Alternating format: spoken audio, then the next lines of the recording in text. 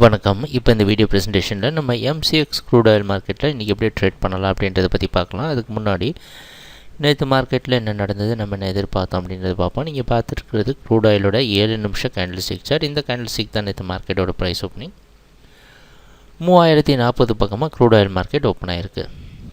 நம்ம என்ன எதிர்பார்த்தோம் அப்படின்னா க்ரூட் ஆயில் மார்க்கெட் 2990 வரைக்கும் மார்க்கெட் அப் ட்ரெண்டுக்கு சாதகமாக இருக்கும்னு எதிர்பார்த்தோம்.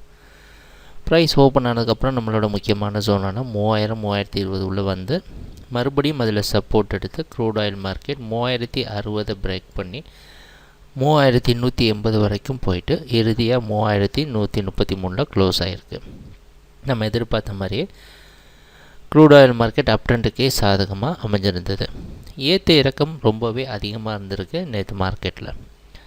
இன்றைக்கி க்ரூட் ஆயில் மார்க்கெட் 3160 பக்கமாக ஓப்பன் ஆகிறதுக்கு வாய்ப்பு இருக்கிற மாதிரி வெளிநாட்டில் இருக்க நைமெக்ஸ் மார்க்கெட் வச்சு பார்க்குறப்ப தெரியுது.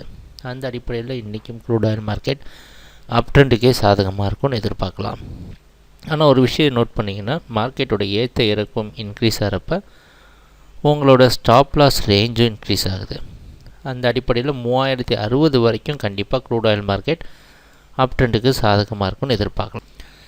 இப்போ இந்த நடுவில் எந்த இடத்துல மார்க்கெட் ட்ராப் ஆனாலும் இதெல்லாம் ஒரு பையிங் ஜோனாக எடுத்து மார்க்கெட் திருப்பி ரீட்ரேஸ்மெண்ட் ஆகும் அப்படின்ற காரணத்தினால இதுக்கு நடுவில் சின்னதாக எங்கே ஸ்டாப் லாஸ் போட்டாலும் ட்ரிகர் ஆகிறதுக்கு வாய்ப்பு உண்டு. அதனால் 3060 வரைக்கும் பை பண்ணுறவங்க ஆவரேஜ் பண்ண வேண்டிய கட்டாயத்துக்கு இருக்கிறோம். அடுத்தடுத்த டார்கெட் 3200-3226 ட்ரேடிங் நடக்கிறப்ப பார்ப்போம் என்னென்ன மாற்றங்கள் வருதுன்னு. இன்றைக்கும் க்ரூட் ஆயில் மார்க்கெட் அப் ட்ரெண்டுக்கே சாதகமாக இருக்கும்னு எதிர்பார்க்கலாம். எங்கள் வீடியோ ப்ரெசன்டேஷனை தொடர்ந்து பார்த்துட்டு வந்ததுக்கு மிக்க நன்றி, மகிழ்ச்சி, வணக்கம்.